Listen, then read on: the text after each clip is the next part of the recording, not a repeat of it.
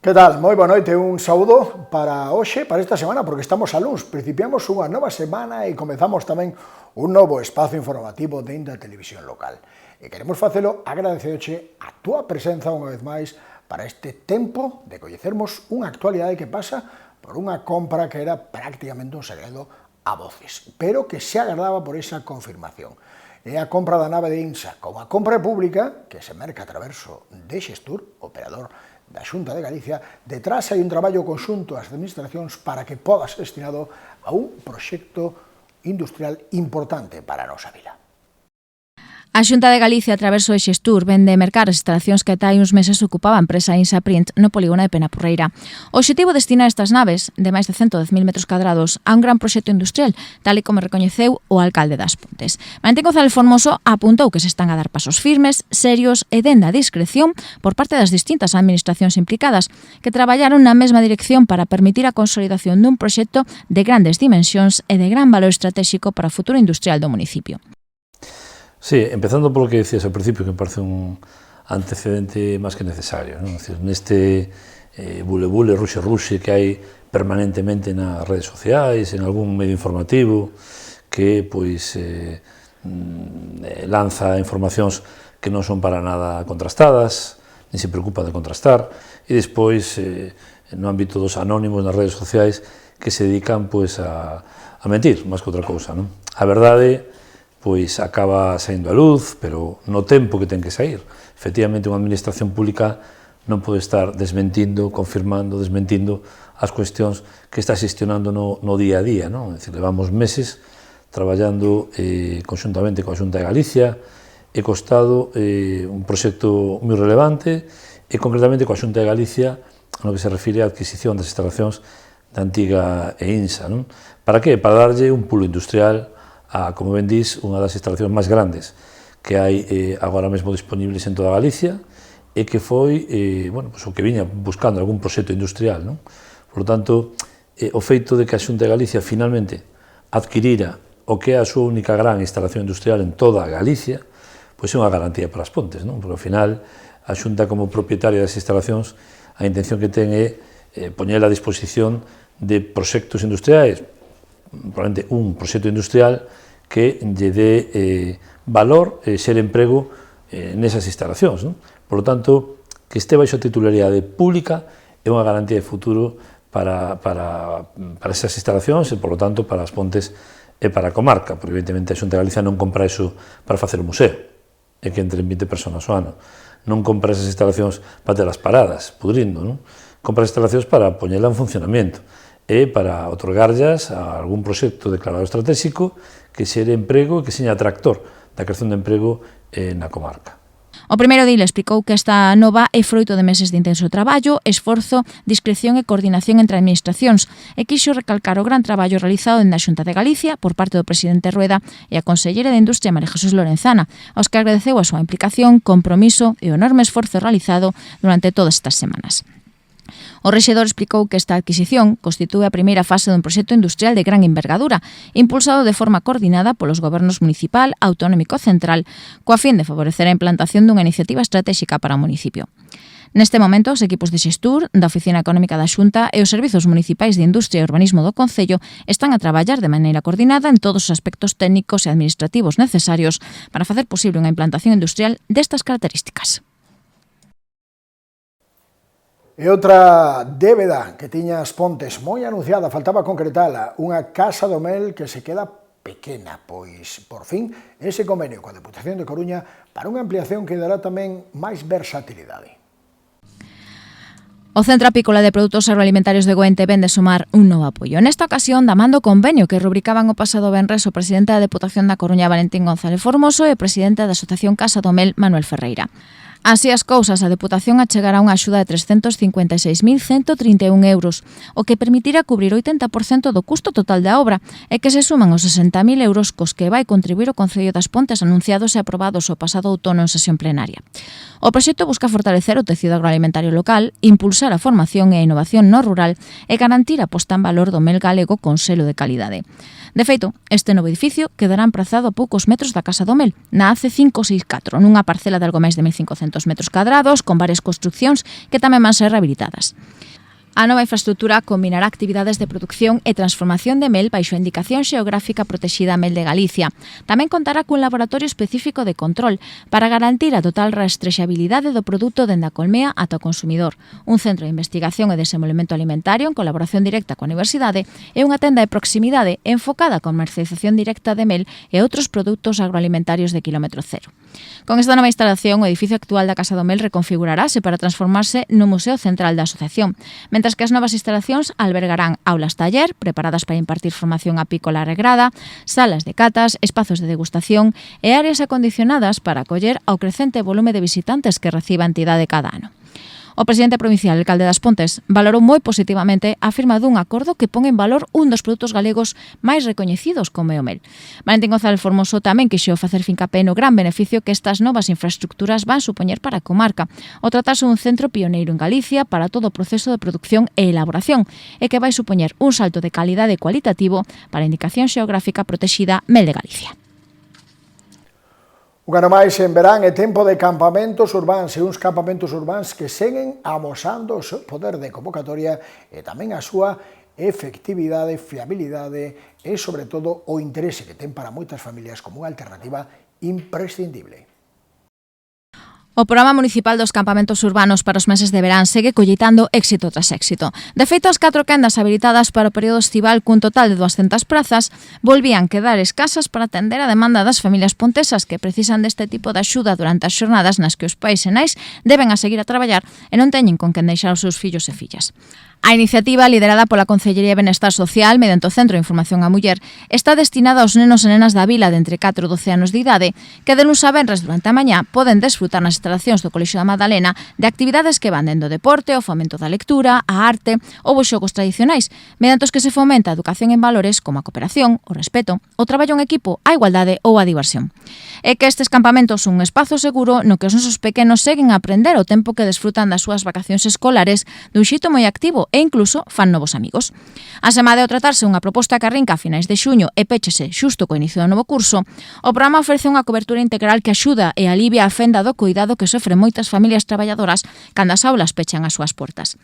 Ademais, se de algo poden presumir estes campamentos é do bo ambiente que se vive entre campistas e que quedou patente o pasando venres, un ambiente fantástico e do máis agradable que tamén puido vivir en directo a Tania Pardo.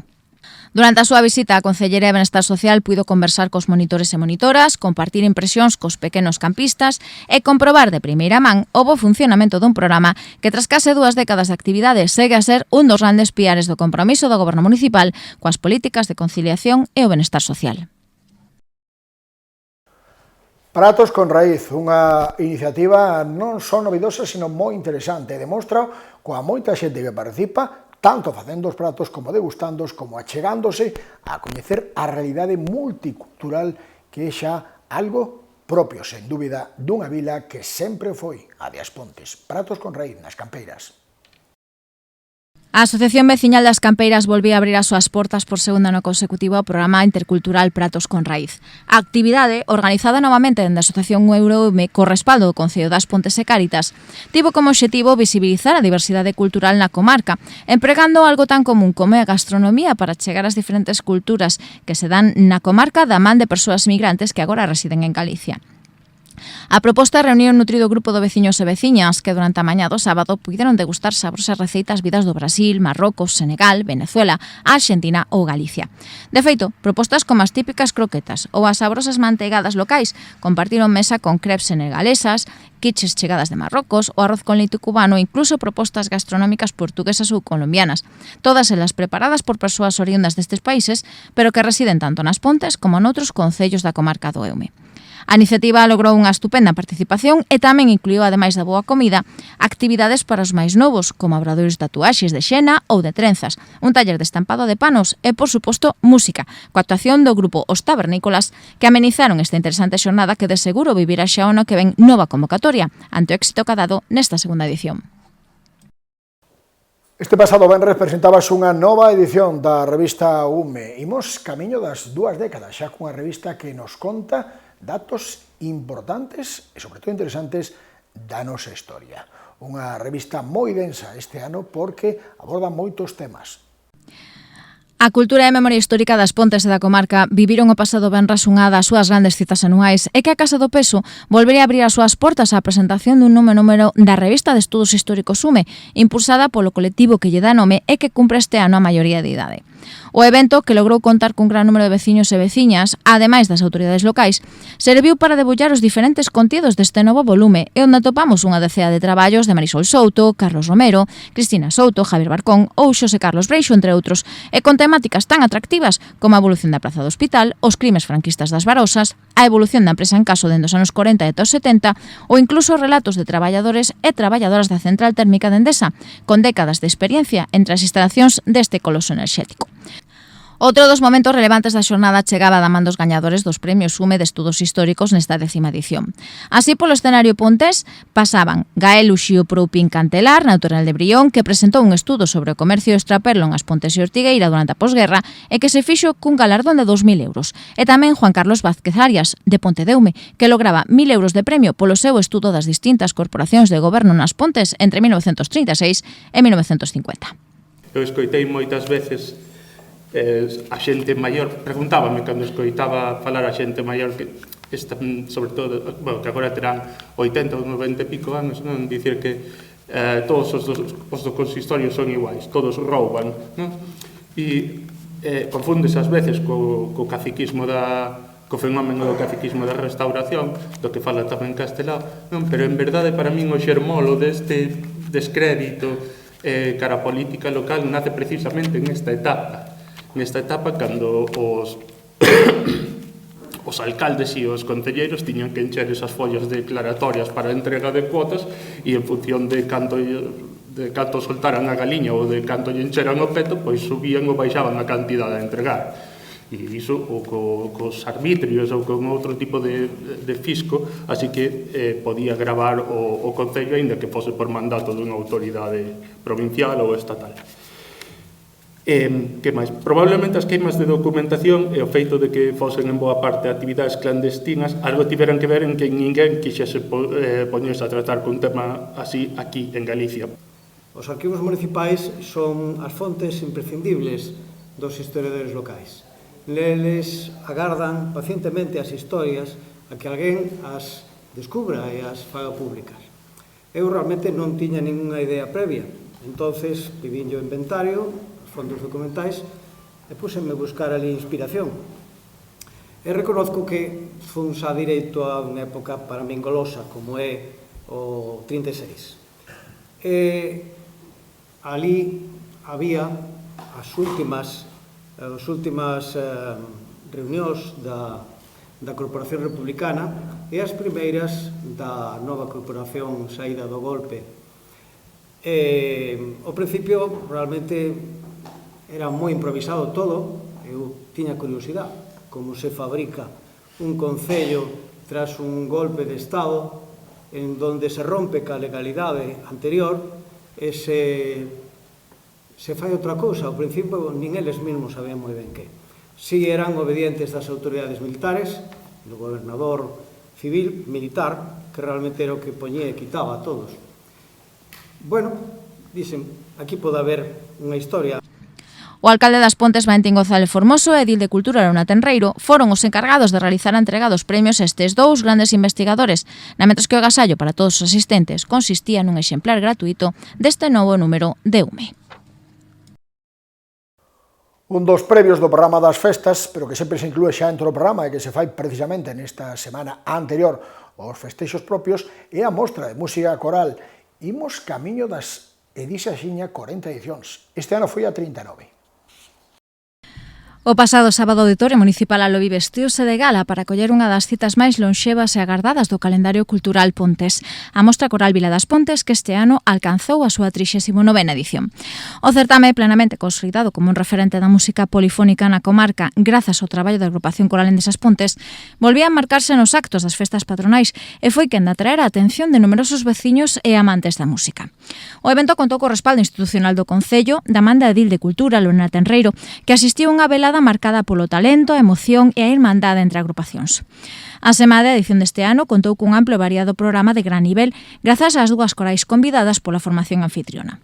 Así rompían o xeo os integrantes da coral polifónica Costumes.